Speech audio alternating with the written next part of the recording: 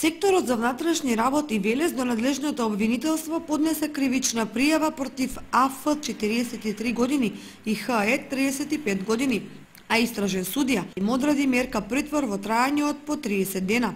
АФ поседувал поголемо количество марихуана која имал намера да ја продаде поради што стапил во контакт со ХЕ и се спријателил, а по кратко време му дал 22 идентични пакувања со вкупна тежина од околу 2 килограма.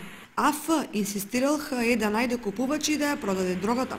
За да бидат постојано во контакт му дал мобилен на кој постојано му се јавувал да ја продаде дрогата и да му ги исплати парите, му обезбедил и куинска вага. Не можејќи да го истрпи притисокот на правопријавениот, ХЕ стапил во контакт со непознати лица од Кочани и со нив договорил купопродажба на одредена количина марихуана. На 13 овој месец АФ му дал на ХЕ 1000 денари за автобус да отиде во Кочани и да продаде 80 грама марихуана.